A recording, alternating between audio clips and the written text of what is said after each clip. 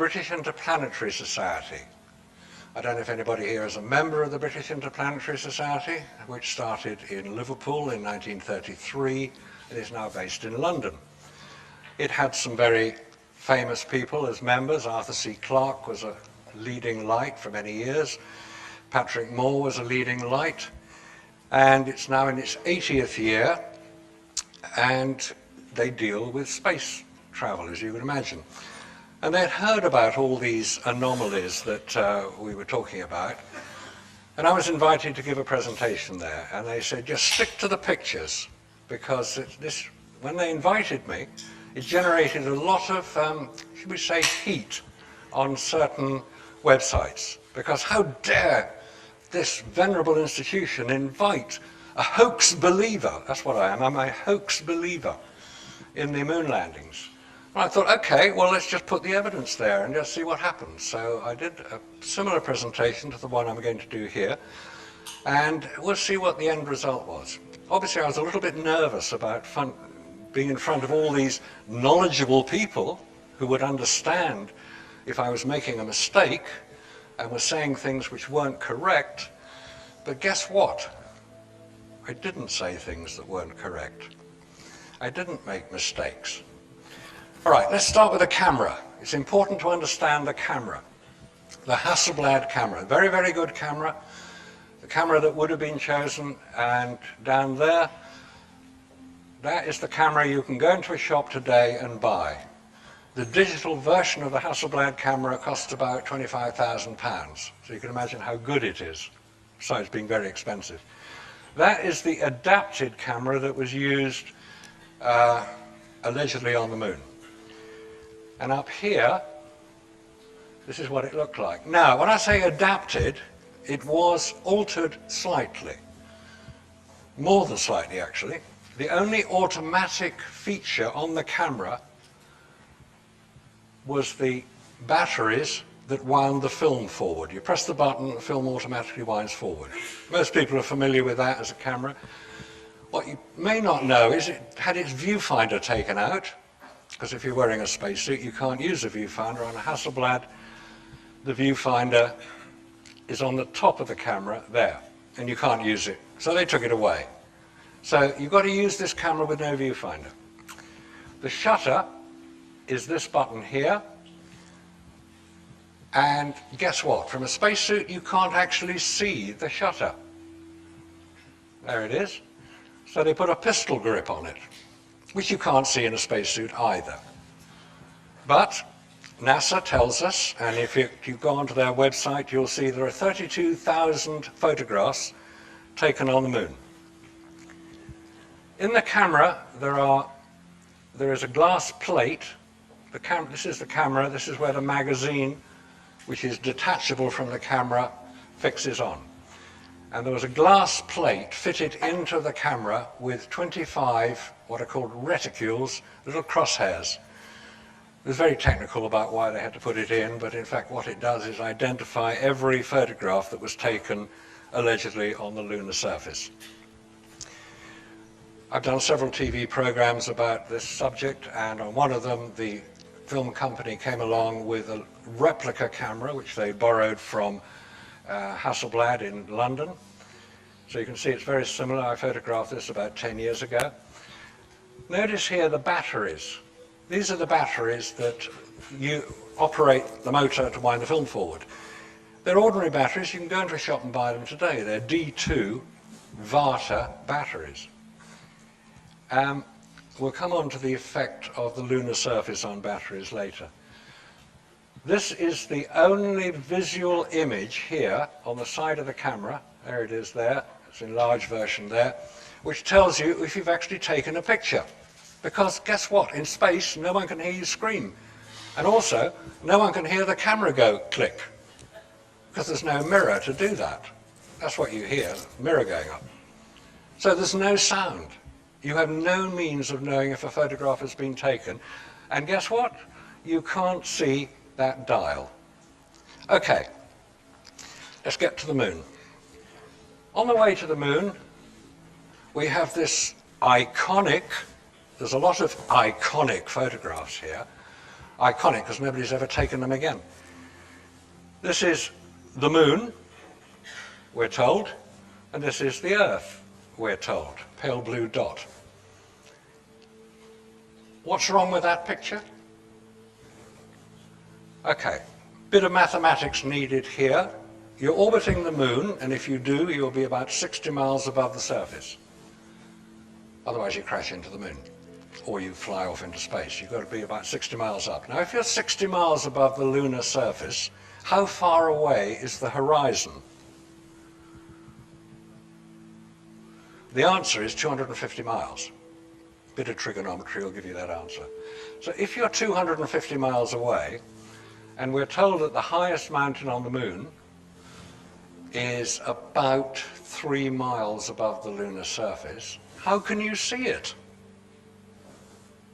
It's far too far away. It's like standing here in Harrogate and seeing the Eiffel Tower in Paris, 250 odd miles away. Well, maybe a bit more. It's 250 miles from where I live, get up here.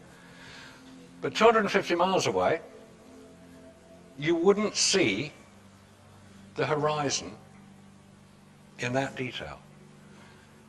Now, when they were practicing to do the whole Apollo stuff, and by the way, there's a point about this.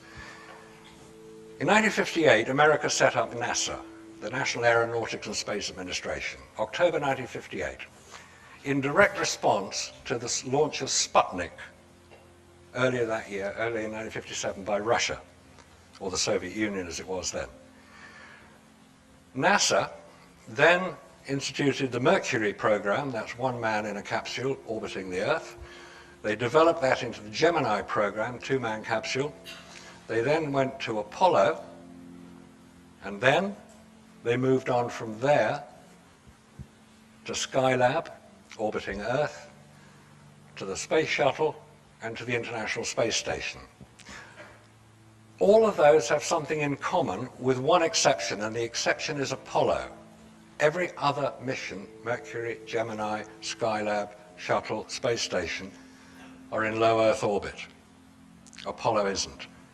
Apollo is the only major space program that's questioned because of where it went, allegedly. All right, let's carry on and see what they told us about it.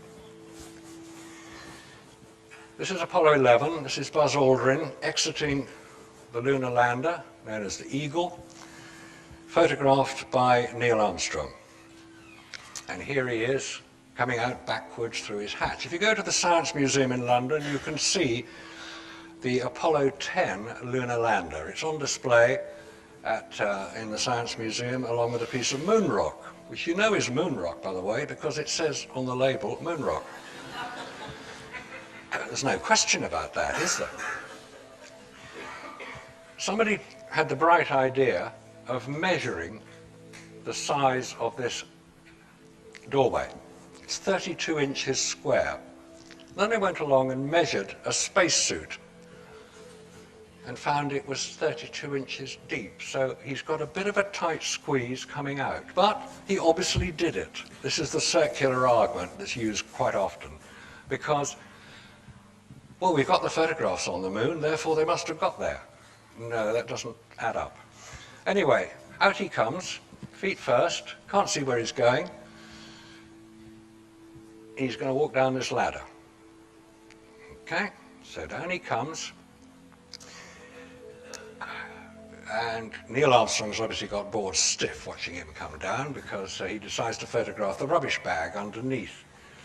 He had to photograph various aspects of the Apollo craft because they wanted to make sure that the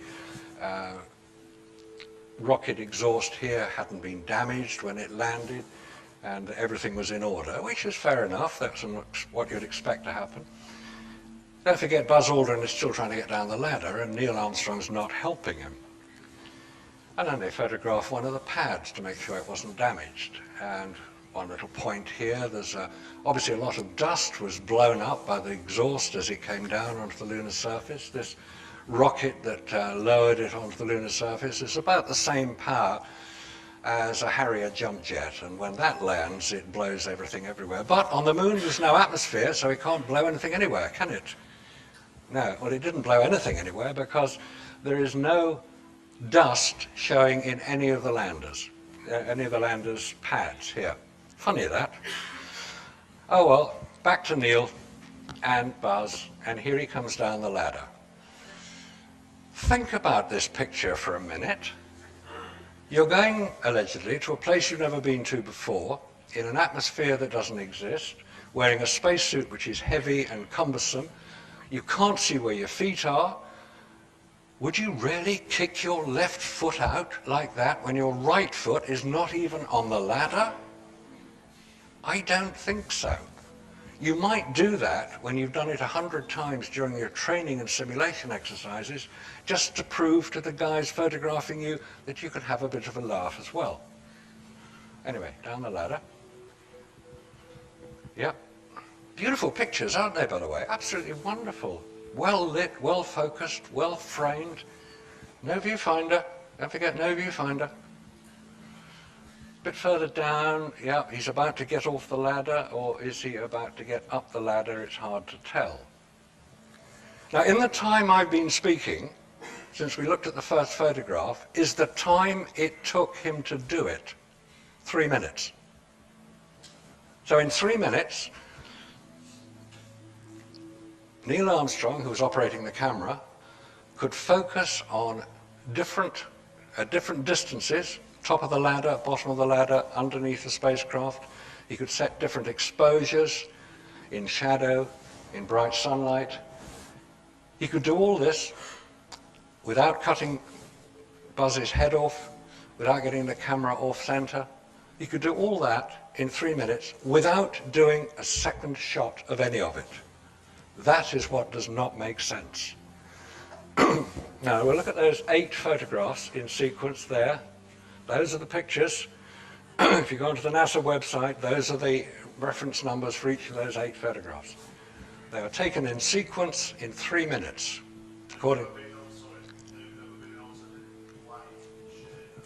No, they were taken on Kodak Ektachrome transparency material, which cannot be altered in the process. It's transparency material. Now, if you're used to digital cameras, this may all sound a bit old hat and old-fashioned and very 20th century, but this is what they used. They used transparency material. Once you develop it, that's it. You can't change it. You can take prints off it, which is what they've done, and you can change those prints, but it will start to show up. Just to go back to the first photograph again, it's not often been identified that there was a flag on the moon or before they got out, reflected in the triangular window of the lunar lander. I don't know if it's real or not, because they hadn't put the flag up at this point. They were both together to do the flag. Moving on then to dear Buzz coming down the ladder. His foot is not on the rung. There is a highlight of light on the heel. He's sticking his left foot out. The soles of his feet are very well illuminated. Where's that light coming from? Ah, I know, some bright spark will say. It's reflecting off the lunar surface. Really? That's not the way light works. The lunar surface directly behind him is in shadow, as we'll see later. It's reflecting off Neil Armstrong. He's wearing a white spacesuit. No, not big enough. A highlight of light produced like that is produced by a point source of light, i.e. an electronic flash. Simple. It's what they used during the training exercises, when they would then debrief everybody. It's what you do in a training exercise. You film it, you photograph it, and then you all sit down and say, oh, you got that right. Well, that was very good. You don't want to do that again. You fall over. That's debriefing. Nothing secret about any of that happening. Okay. Where did this light come from? Where did these highlights come from? You can see how much dark area there is. This is overexposed, yes, but not seriously overexposed. Kodak Ektachrome film, which I've actually used professionally, is a very good film, but it has a very low tolerance for exposure latitude. You've got to get the exposure right or you're in serious trouble. You've got to then photograph it again. A normal professional practice is what's called bracketing. You set what you think is the correct exposure with your exposure meter, which they didn't have on the moon, and you take a photograph slightly overexposed or slightly underexposed and hope that you'll get it absolutely spot on. And then, to be doubly sure, you take lots and lots and lots of pictures of the same subject to make sure you've got the composition right and the focus right, because film is the cheapest thing you're going to have on the moon. But they didn't do any of that. There was no bracketing. There was no additional photographs. It's as if they didn't care. One small step, one footprint on the moon. Iconic photograph. How did they take it? How did they take that photograph on the moon? The camera was here. Right, the camera was on chest, mounted on the chest. A Hasselblad camera has, the nearest you can focus it is about 3 feet. So, you take it off the chest, you point it at your foot, and you take one photograph. No, that is not the way it works. It's beautifully exposed, it's right in the center, you're seeing exactly what you expect to see. That was taken here on Earth under controlled studio conditions. And if anybody can prove me wrong, I'd love to hear it. For 20 years I have asked that question. Please prove me wrong. I'm still waiting. American flag, there it is, top. Stuck in the ground. There are no moving flags. They weren't that stupid. The only time you'll see the flag waving or moving is when somebody's touching it, putting it into the ground. Now, we have a mystery in this photograph. I wonder if you can spot it. It's the one-legged astronaut. Where are the other footprints? It's going one way, but it's not going the other. Bit of a mystery, that one. Now, this photograph here shows both astronauts on the lunar surface at the same time. That's fine. We'll come to another photograph that shows 2 astronauts on the lunar surface that isn't fine. This was taken from what's called the data acquisition camera, mounted in the spacecraft, that was filmed at 1 frame per second the whole time they're on the lunar surface. And what they're doing is putting the flag up. Okay, they put the flag up, but where's the light source? They're both astronauts of about the same height, about 6 foot. Why is one of their shadows nearly 50% longer than the other? If the light source is the sun, which is a long way away. Now, I'm not saying that there is a light source nearer than that, it's just that I don't know what the answer is. Anybody have a clue as to what the answer might be? I'd be interested to hear it. Because the sun should cast the same length shadow on 2 people, but it doesn't. The angles are different. And also, the angles here, it's 25 degrees and 35 degrees. We're told at the time of Apollo 11 landing, the sun was at about 13 degrees above the horizon. That's fair enough, it gives good shadow definition. But not in this picture. So there are these inconsistencies between the official story and what we see. Okay, here we have Buzz Aldrin and the solar wind collector. It's just a strip of aluminium foil. And how come it's so beautifully illuminated on the back and there is a shadow off the pole? Buzz Aldrin isn't standing close enough to do that. And what are all these things here? This is likely to be lens flare. That's the shape of a Hasselblad shutter. What's this? And why is this area here almost illuminated? Maybe it is illuminated.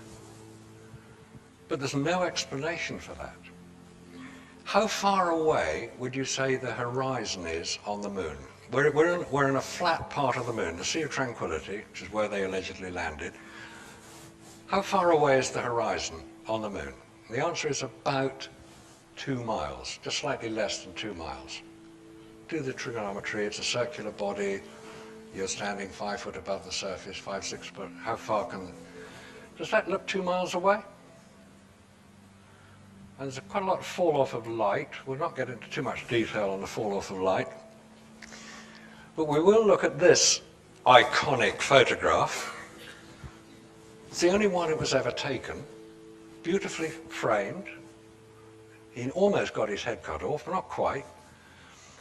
How far away is the horizon? Is it really 2 miles away? He's standing in a pool of light. That's what it appears to be. The shadow is what you expect it to be, but how come you can see every detail in his spacesuit which is in shadow? On the moon, it's very bright light or it's very dark. Shadows get very dark. You can see the top of his helmet. It's all filled in, that technical expression, filled in. You fill light in because the human eye can see much more contrast than a camera, not a digital camera. That photographs things completely differently to film camera. A film needs additional, that's why film cameras have flash guns on them to give the additional light. This, you notice he's not wearing a camera, by the way. They only had one camera on the lunar surface for Apollo 11. They had two in the spacecraft, but they only used one, and it's called Magazine 40. There's 121 images on that. You can go and check them on the NASA website. You'll see every photograph that they took. They're all in focus, except the last two, I think it is. So this photograph here, taken under controlled studio lighting conditions here on Earth, as were all the others. It's actually been altered. This is the official image with just on the top of the head, and this is the image you're more likely to have seen, with a nice bit of black at the top so it balances the photograph out. When I first started looking at this whole Apollo anomalies, this was one of the only images I could find. I bought it at an astronomy show in London. That was before the internet existed. And this is the sort of thing you had to get hold of. And that's where it all started. Because you can see where it's been added in.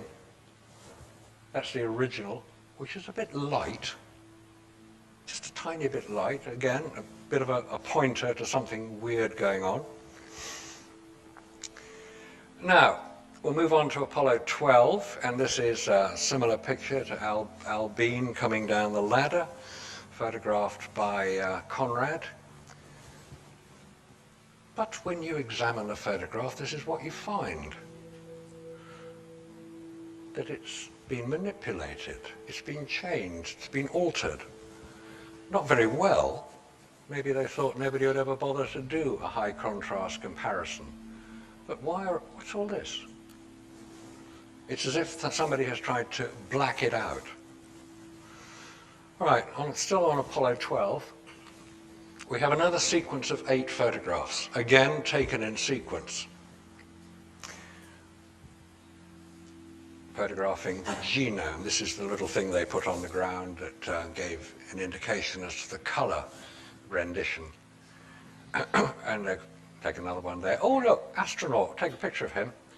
Oh, bored. Take another picture of the genome, back again. Oh, here he is again. Now, on all those photographs, you would have to change the focus, the exposure, and get the composition right. They've done it brilliantly, absolutely brilliantly. And there are no duplicate photographs, there are no overexposed photographs, there are no heads cut off. How did they do that? With no viewfinder, and having to manually set the exposure, the aperture, and the focus. And none of them are known photographers. Al Bean is quite a well-known painter nowadays. This is a close-up. You can see the photographer. The trouble is his hand isn't actually close enough to the camera to press the shutter button, but never mind. And you'll notice that here you're looking down on top of the camera. No viewfinder, you know. and you can see all the detail. Where's all this light coming from? Light doesn't just appear, it has to be directed. So if that astronaut standing there on level ground in front of him is taking the picture, how come this camera is pointing at the ground? It's what? Yeah, maybe. Anyway, again in more detail of the close-up of the image, which we've covered, there we have another one. This is the second photograph, and you'll notice in the helmet here are the, I don't know what they are. Are they reflectors? Are they spotlights? Are they, what are they? Anybody got any ideas? Because they're what? Possibly, yeah. Well, obviously, you know, some UFOs were flying over saying, what the hell's going on here? They didn't ask permission. Again, in more detail, showing just how mysterious some of these photographs actually are. And then if you look actually at the detail here, I remember I mentioned the crosshairs. These are the crosshairs here. And cross there, and there are some at the top which are obviously not visible because if they're on black background, they're not going to show up very much, but they do show up. It's as if it's a double exposure. Those crosshairs should not be there. They're far too close together. This is where it should be. So I don't know what's going on with that one. Yeah, any more than I know what's going on with this one. Weird. This is Apollo 12, this is Surveyor 3, the unmanned craft that landed on the moon. It just demonstrates it's quite possible to land unmanned craft on the moon, and we'll come back to why that's relevant later. This is one of the great mysterious photographs of all time. Photographs don't work like this. Right, this is Apollo 14, Antares. That's the sun there. This is the lunar surface, allegedly, and this is the shadow cast by the spacecraft. So where's all the light coming from that is illuminating the shadow side of the spacecraft? If there's nothing on the moon to reflect sufficient light, because to photograph the directly illuminated surface here as clearly as the totally dark shadow area here, you would need as much light reflected back into it as you have got on here. It's simple optics. There's nothing simple there. That is a fake. And just looking in detail at these crosshairs, it's as if there are two images coming on here. You've got one correct crosshair and one distorted crosshair, as if the film wasn't correctly in register when they faked it. Moving on to Apollo 15, I mentioned the highest mountain on the lunar surface. That is Mount Hadley, this one here. This is Mount Hadley Delta, hence the strange symbol, which is just a little bit shorter. It's 13,500 feet high. Now, it doesn't sound very high. It's above the lunar surface, and I don't know what point it was measured, but let's say it was measured above here. If you get the US Geological Survey maps, which you can find on the internet as well, they give you all the various heights. Okay, so let's say it's about 6,000 feet above the surface here. This mountain here is about 6,000 feet above that. And this is what it looks like from ground level. This is Apollo 15, and there we have the lander and the rover and Irwin, and this is Mount Hadley Delta in the background. Okay, it's about 7 miles away. Go back to here, this distance here is about 7 miles. I mention that because it's relevant to what we're going to see next. Notice also the variation in the lunar surface here compared to the variation, the rather bland version that we've got here. And the very clearly defined line between the two. And also note how beautifully the American flag is illuminated in dark shadow. Again, they're very good at illuminating things in dark shadow with no additional light source. Just as a point of comparison, Mount Everest, haven't been up it, Dick can't, but Mount Everest here, Mount Everest base camp here is about 7 miles distance, the same as in that previous photograph of Apollo 15. It's also about the same height, Mount Everest, 29,000 feet, Everest base camp at 19,000 feet, similar height above the viewpoint. Does it look like it? This should be a similar photograph. It looks like Snowdon's little sister, that one. It's tiny. This is what it should look like. And reasonable. Now here we have a bit of a mystery. This is Apollo 15. These are consecutive photographs. Note the numbers. 11863 and 11864. I actually double-checked that on the NASA website to make sure I got the numbers right. So, Scott here, Dave Scott, photographed by Irwin. Here's Irwin. Scott has got a camera on here, Irwin hasn't. How did Irwin take the photograph of Scott? There's only one camera. Did he put it on the ground? And why hasn't he got it here? It's just, basically, it doesn't add up. The Lunar Rover, Lunar Lander moves about all over the place. Similar point, these are photographs, different photographs, same point on the photograph. There's the Lunar Lander. What's it doing over here? And how come there are two of them? Weird. Craters come and go. This got filled in before this photograph was taken. Obviously the set builders were pretty busy. And no, I'm not going to get involved in the sea rock. Anybody know what the sea rock is? It's a rock with a big letter C on it, which appears in Apollo 16 photographs. Now, where was the Lunar Rover? Lunar Rover here, little trucks about the size of a Ford Escort, maybe a little bit smaller, made by Boeing, but it couldn't fly. It could drive around. It cost about £5 million each, and they just drove it for a day and left it there. Where was it stowed on the lander? Now, this is the lunar lander. This is a photograph taken in the assembly. There's the ladder down which the astronauts are going to walk. There's the ladder there. It's the hatch. There's the ladder down there.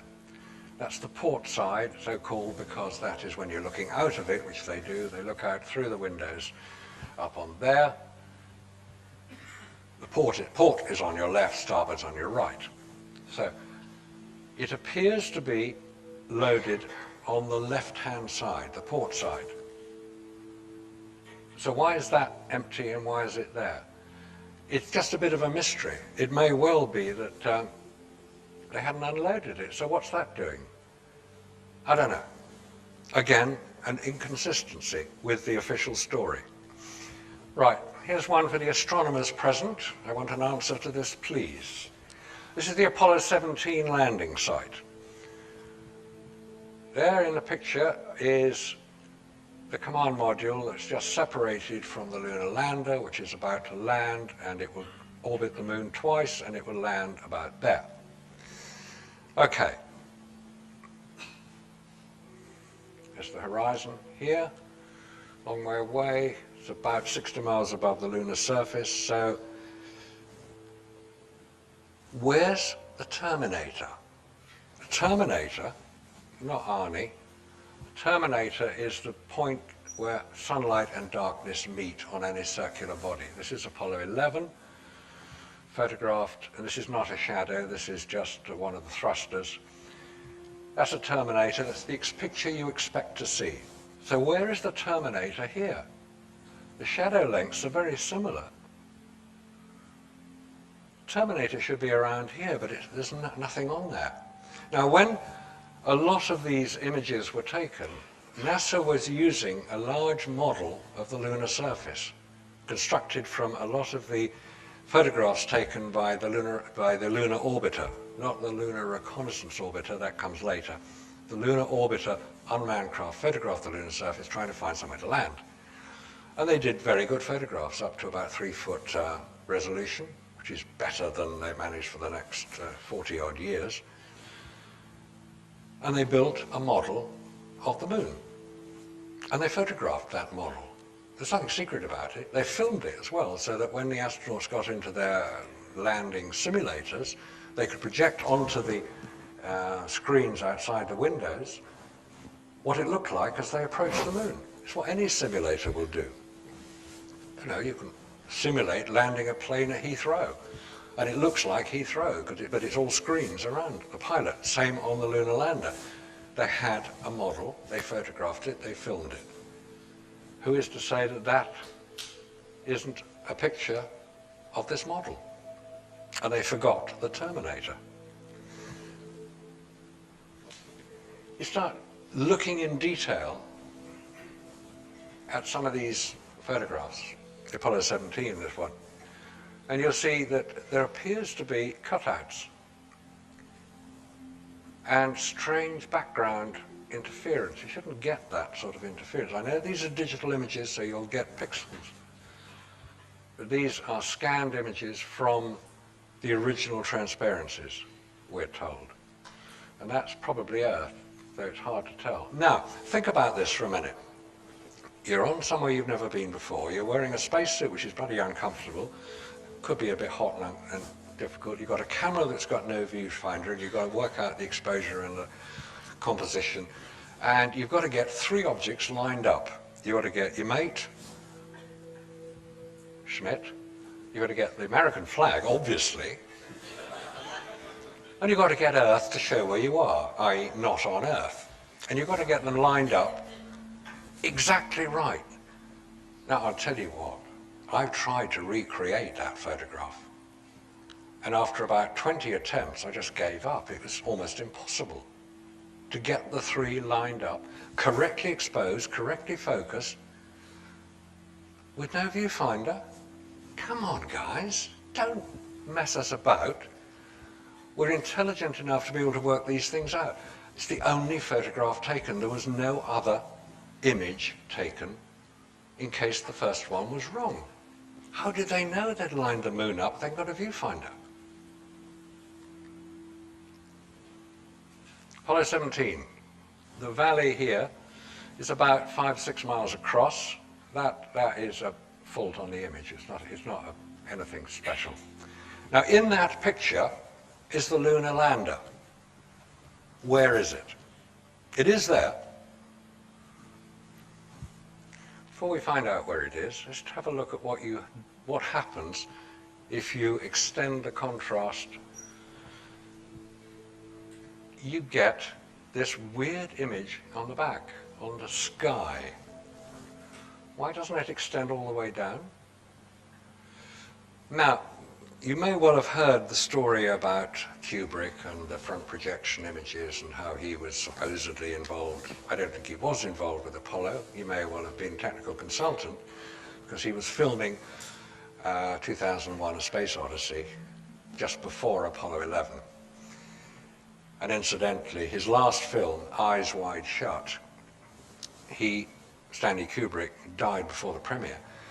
But he specifically requested that the premiere of his last film, Eyes Wide Shut, was to be held on July the 19th, 1999, precisely 30 years after the landing of Apollo 11. Coincidence? Possibly. I don't know. Was Kubrick involved? I don't know.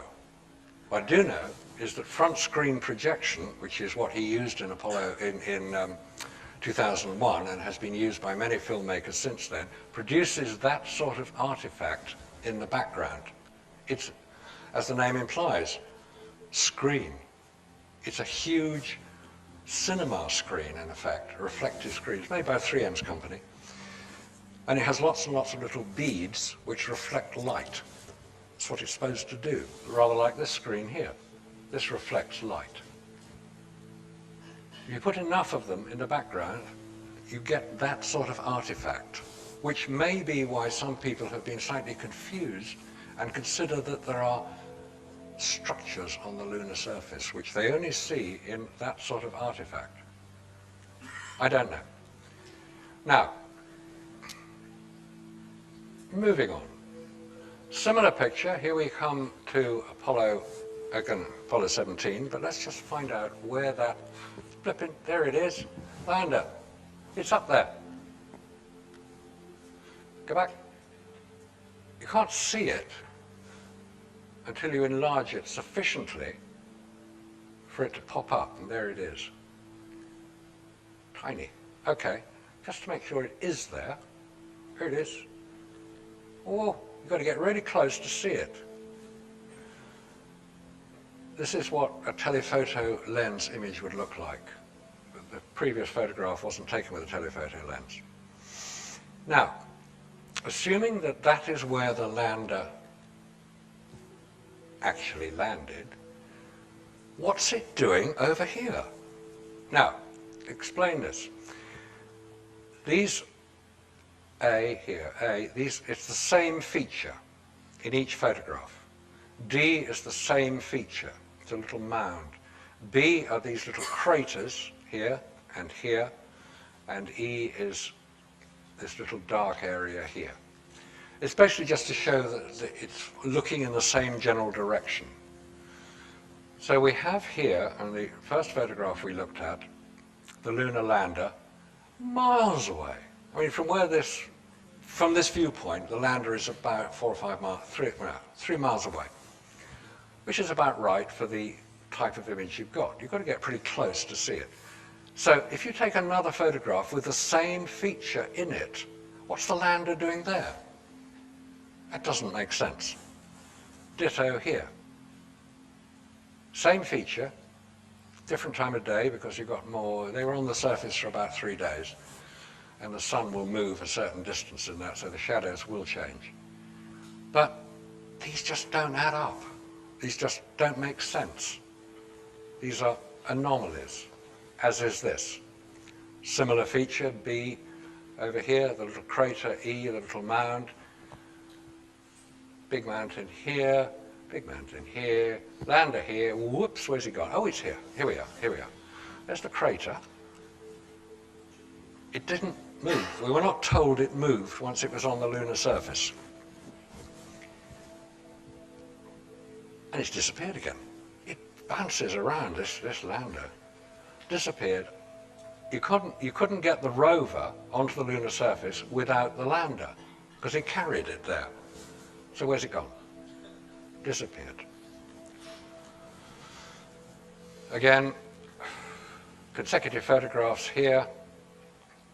One of them this was taken earlier here, and the footprints are here, but not here, which is weird. And then there's that genome that looks at the color image. How did they put it there? There are no footprints anywhere near. Because they threw it or dropped it. Because you see, footprints do appear on the lunar surface quite distinctly.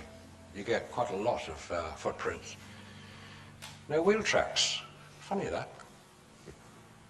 We're told it weighed about 450 pounds on Earth, which would make it weighing about 80, 90 pounds on the lunar surface. Enough to produce a wheel track, I would have thought, and they're very keen to show us the wheel tracks, as we'll see later, but they don't appear on here. And then, no wheel tracks. Plenty of footprints, no wheel tracks. Did they drop it there? You can say it's being moved, there's dust in the wheel here. Did they kick it in, or what happened? It's an anomaly, it's an inconsistency, it's unexplained detail, which is, the more you look at these things, the more you get. Oh dear, here we go again. This is the fake photograph of Apollo 14. Spin the thing round so you've got the flag over here. It's exactly the same image. just reversed. And then this photograph, coming up now, appeared in Alan Shepard's biography called Moonshot. Alan Shepard is most famous for having taken a golf club onto the lunar surface and hit a golf ball with it. And guess what? You can see the golf ball. If you ever watch golf on television, yes, you can see golf balls flying through the air head on. You can't see them going across because they move too fast and they're quite small. Here's Alan Shepard. Here's Ed Mitchell. Here's the craft. Oh, the flag. They moved it. Because if you recall, it was right alongside the lander. There's a checkerboard thing here. So the question I asked originally was, who took this photograph? Because there were only ever 2 astronauts on the lunar surface at any one time. We saw one on Apollo 11, and the photograph was taken on a cine camera. No, this is a Hasselblad photograph. There are crosshairs. Not very clear, but they are there. There are crosshairs. This is a composite of 5 separate images. It was in Alan Shepard's book, and it wasn't described as a composite. This photograph, blown up to about that size, was on display at the Kennedy Space Center until we made the point to NASA, who said, well, we know this is a composite because no 2 astronauts were ever photographed together.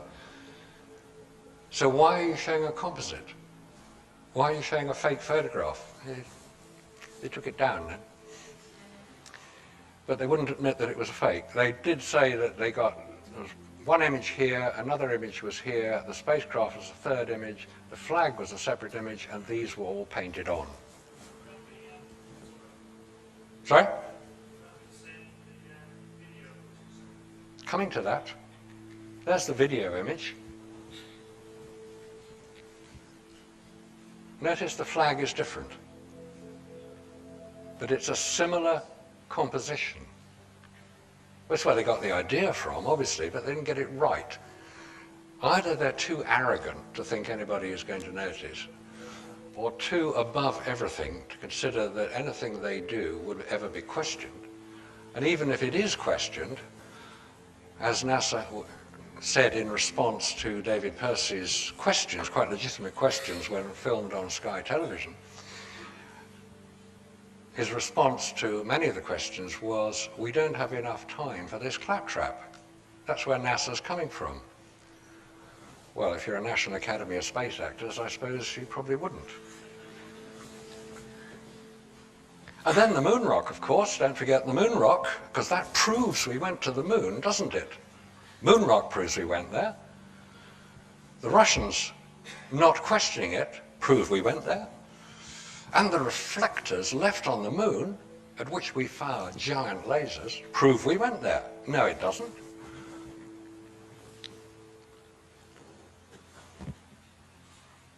The Rijksmuseum thought it was a big joke and kept it. It's a piece of petrified wood. Nobody told us they had petrified wood on the moon.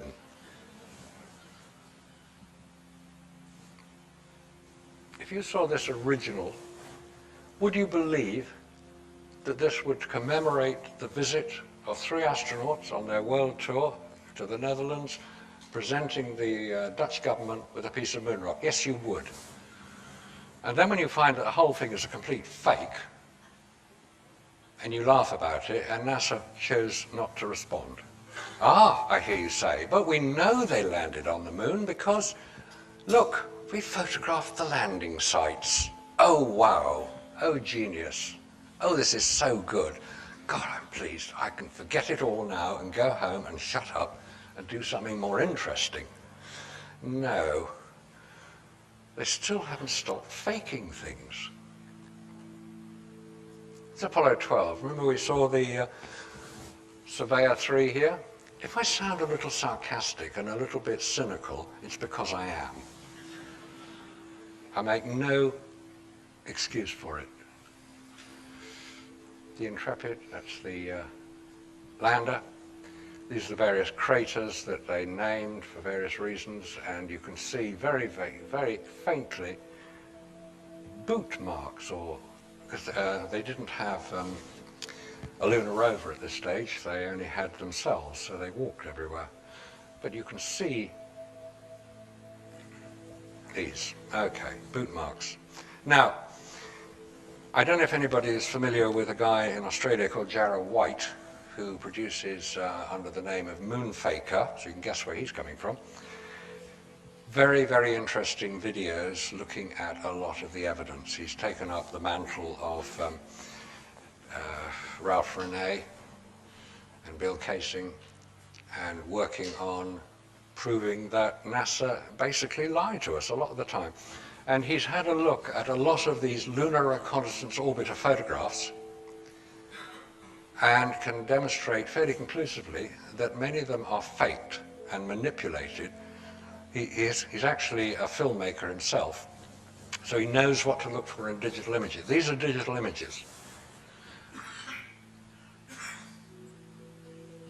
This isn't. This is one of the very first photographs taken by, oh no, hang on, we've gone too far, back again. This is Copernicus crater in the center of the moon. And it's what you expect to see. It was taken on by the lunar orbiter. Very confusing. Lunar orbiter. And it shows the Copernicus crater, which to me looks more like an open cast coal mine than an impact crater. We're told it's an impact crater by alleged astronomers who appear to know what they're talking about. I don't think they do. This is not an impact crater. Impact craters are completely different. There are impact craters on the moon. We've got a couple here on Earth. The most famous is Meteor Crater in Arizona. It's saucer-shaped. You get a body traveling very fast, impacting a solid object like the Earth. It makes an impact crater, which is, the diameter is 8 times the depth. That's 60 miles wide and 3 miles deep. It's not an impact crater, it's got a flat floor. This is more likely to be an electrical discharge crater. We'll not get into the detail of thunderbolts and electrical discharges which are recorded throughout history, but that is more what it looks like. Now, what distance is that? Sorry? What distance is that last picture there? What distance above the surface? Yeah. 30 miles. 30 miles. Yeah.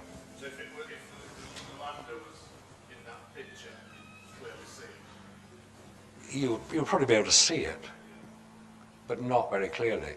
Because The ones that have shown us that? not necessarily, because they weren't trying to show close-up. Right, this is the one unexplained photograph that's never ever been photographed again. Vitello crater, bottom left-hand corner of the moon, taken by Lunar Orbiter 5. If you just Google rolling rocks on the moon, this is what you'll get. It's a tiny detail of a much larger image, but it shows quite distinctly a track and another track here with an object at the end of the track. Apparently this object is about 75 foot across. This is about 25 foot across. I don't know what they are.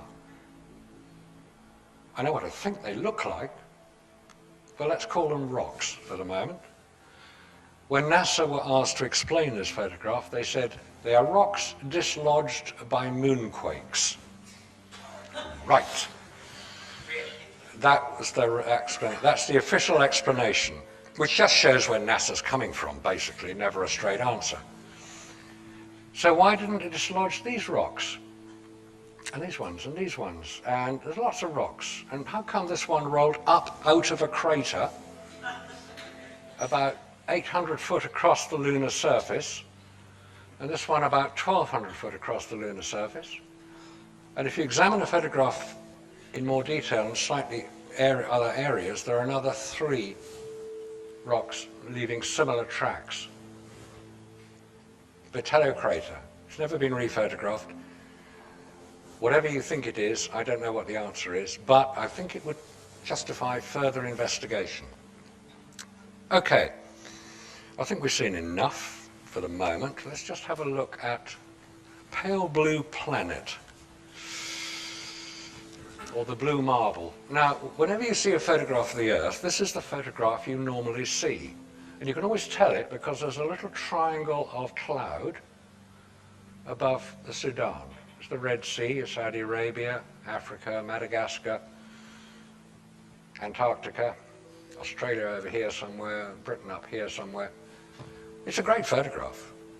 I don't know if it was taken by Apollo 8, which is what's claimed. It could have been. Could have been taken by a geosynchronous satellite 22,000 miles out, which is where your sky channels come from. Whatever it is, they don't seem to have been able to improve on it since that was photographed. Now, there are three objections to what I've been saying today. The Russians would have blown the whistle. They got the rocks, I mentioned that, and they had the reflectors. So, of course, they got to the moon. Because if they hadn't, the Russians would know. This is the point. The Russians, when asked, are you sending man to the moon? They said, we're going to do our best. And they had the rockets to do it, the N1 rocket they were intending to go to the moon with. They told Bernard Lovell, as he was then, Sir Bernard as he is now, head of Jodrell Bank Telescope, who was helping the Russians track their craft, which is nice. And he said to them, when are you sending a man to the moon? They said, when we can ensure his safe return due to the dangers of radiation. The Russians knew about it. So why didn't they blow the whistles on the Americans? They were generous. Thought, well, the Americans are prepared to take higher risks than we are. Okay, possibly. They never attempted anything else, but they'd been ahead of the Americans. They got the first man in space, the first woman in space, the first to the moon, Mars, first to Venus. They were very good at space travel. So why didn't the Russians blow the whistle? Because their political system is so different from ours that who would have blown the whistle? Who in Russia would have said, excuse me, you're faking it? Only the president of the Soviet Union would have done that. It was Brezhnev. You get into the politics of it, and the whole politics of Apollo are quite interesting. We're not going into too much detail other than to say that the Russians were being supplied by America with wheat, millions of tons of wheat. There'd been a drought, there'd been a crop failure in Russia. America are generous people. They supplied it. Would Russia have blown the whistle and cut their supply of wheat off? I don't know. So why didn't the scientists? Why did no scientist in Britain come forward? Why does it take me to point out these things? Why haven't the physicists, why haven't the scientists, the biologists, the astronomers, the astrobiologists, all these ologists, why didn't they come forward and say, look, I think there's something a little bit not quite right here? Because they probably lost their job. I haven't got a job to lose. I'm self-employed, it doesn't matter. Recently, since the opening up of the Soviet Union, a lot of Soviet scientists have been able to examine the Apollo record. And some very interesting papers are coming out of Russia now. One of which says that the Saturn V rocket, as described, was not powerful enough to lift the payload we are told it lifted to the lunar surface, 46 tons. Was not powerful enough to do it. It could have lifted 28 tons. The way you determine that is the speed of travel as it takes off. You can read all about it. I'll give you the website at the end. There were several reports of a faked re-entry of the Apollo 15 craft being pushed out of a big aircraft. It was seen over the Pacific. The command module, the thing they landed in on the end of the parachutes, the command module, appears to be too light. Now you can tell how much something weighs when you put it in water, and you know the dimensions of it. You can calculate how much water it displaces, which will give you the weight. And it appears to have been too light to have done everything that we were told that it did. The Apollo 15 photographs have been examined by Russian cinematographers and scientists, and they have determined that the parallax shown of a photograph that should have been, that one we showed up there, shows that there was some distant photograph being taken, that the parallax was wrong. It appears that the photograph was not several kilometers away, a little mountain several kilometers away, it was just a few hundred meters away. The Mythbusters show where they proved conclusively that hoax believers were complete fruitcakes and should be shut up at once, because of course they landed, of course they did everything they said. Russian scientists have taken that show, Russian cinematographers have taken that show and tried to recreate it to prove one way or the other what they're saying is correct. And the only way they could recreate, the Russians could recreate the Mythbusters show was by faking it, by adding in additional lights to give the impact. Now the Russians were quite honest. They said, this is what we did, this is what we tried to do, this is what we actually achieved. You can see it on YouTube. The Russians are starting to look at Apollo, and the Russians are saying we find problems with it. Okay, there are other objections. How can you keep 400,000 people quiet? How do you keep a secret? 400,000 people worked on Apollo during the 1960s. How do you keep 400,000 people quiet? Easy, the same way you did on the Manhattan Project and the D-Day landings. You make it a matter of national security and national importance, and people will go along with that. I'm not saying 400,000 people knew about this. No, they didn't. Maybe 30 or 40 at the most would have known about it. But secrets can be kept. Radiation. I thought, okay, radiation in space is dangerous to man. You know, you get too much of it, you tend to fry and produce weird offspring, and it's not a good thing to get a lot of radiation. But the guys who went to the moon were protected from the radiation. So I thought, hey, this is good. So I wrote to NASA and said, you know, these spacesuits you made for the astronauts that went into space and protected them from the radiation, could they be used to go into Chernobyl and 3 Mile Island and clear up the radiation? No, they said. I actually wrote to the manufacturers, a company called Hamilton Standard. They were part of the International Latex Group who make bras. That's why they made fitted costumes. And they said, you better address your question to NASA. Still waiting. Temperature in space on the moon, minus 150 degrees centigrade, which is about twice as cold as anywhere here on Earth. The coldest temperature on Earth is about minus 80 in Siberia and in Antarctica. Very cold indeed. On the moon, plus 120 centigrade, which is more than the boiling point of water. So how come batteries could survive that temperature variation? They weren't anything other than standard batteries. Batteries tend to go when it's too cold. The vacuum of space is not a good area to work in. So you've got to take your own atmosphere with you. So you have a spacesuit to keep your blood from boiling. You've got to be pressurized. Try using a 5 pound per square inch pressurized gauntlet. It's not easy. I know people who've attempted it. So how come nobody's blown the whistle on all this? Well, they have. A lot of people have. We sell a book on an Nexus stand called Dark Moon by David Percy, who's done a lot of research into this, 8 years of research. His father-in-law worked for NASA and said, look, just look at the Apollo record.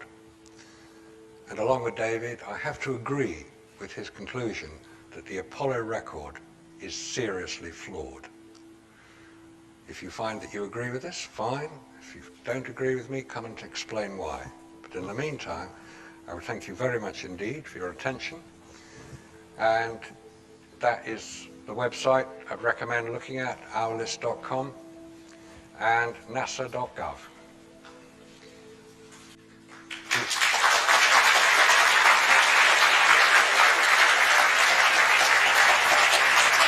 Thank you.